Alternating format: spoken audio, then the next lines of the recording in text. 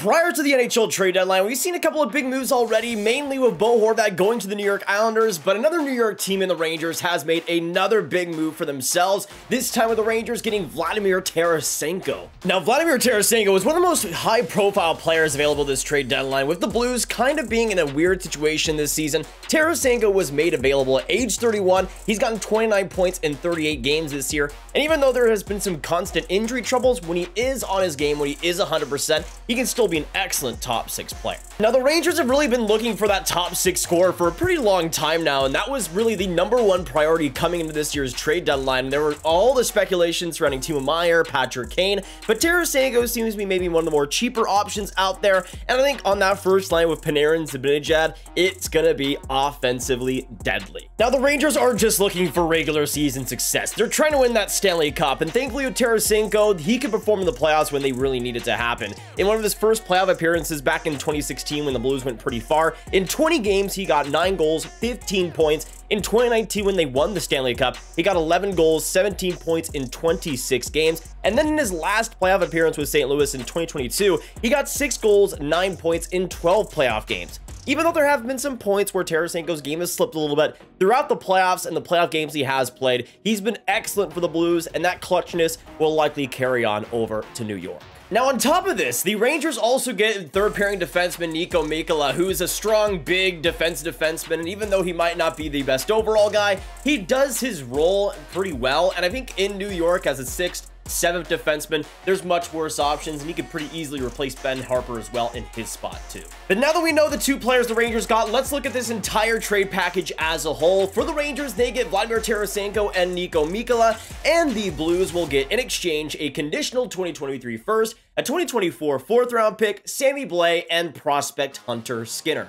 Now, officially, St. Louis will retain 50% of salary on Tarasenko's deal, but of course, being a rental, it doesn't matter that much. Just for cap reasons, that's why it's there. But this trade is extremely interesting for both sides. For the Rangers, of course, you get 2 players. You get a forward and you get a defenseman, and especially in Tarasenko's case, a player that'll be playing a lot for them, especially in the playoffs. But for the Blues, that 1st-round pick is really all the value for them. Sure, they get a 4th-round pick, they get Blais, they get Hunter Skinner, but I don't think Blais is going to be too amazing for them. I don't think Hunter Skinner is going to be really much of an NHL guy either. Maybe that 4th-round pick becomes something, but really for the Blues, they wanted and they needed that 1st-round pick, and they get that in this deal. But even though Tarasenko is a great player, he's not the elite player that he once was. So I think for St. Louis, getting a 1st-round pick in this deal is pretty fair, all things considered. But for the Rangers, they don't give up a big prospect, and they also had 2 1st-round picks coming into this trade. So they still have a 1st-round pick no matter what.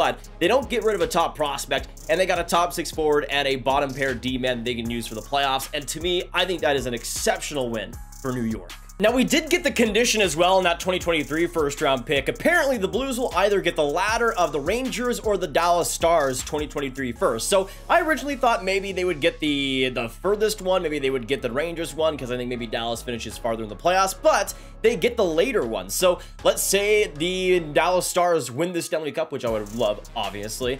They would end up getting the 32nd overall pick, and the Rangers would keep the earlier one, which I think is exceptional. And again, regarding the fact that the Rangers didn't give that much else up, I think Hunter Skinner might be like a 7th guy at the NHL level at most. Right now, he's playing in the ECHL for the main part. You give up Sammy Blais, who is in the AHL right now for them, and a 4th-round pick on top of that. You could have a deal here where the Rangers really get off strong. And if they go to the conference finals, if Dallas goes to the conference finals too, and they have those final picks, St. Louis isn't in the greater position there. I think for the Rangers, this could have some maximum upside. And again, the fact that they didn't give up top prospects like Brendan Othmann or Zach Jones or Vitaly Kravtsov or Will Cooley or anybody like that, not even a prospect that they'll really miss. That is just brilliant for the Rangers, and I think that is a big reason why they win this deal. Now, I can also see St. Louis winning this deal, but to me, I slightly lean towards the Rangers as winners in this one. But let me know in the comments down below, what do you guys think of this Vladimir Tarasenko trade, and who do you think wins this deal, New York or St. Louis, and what do you think about the entire trade and all the details?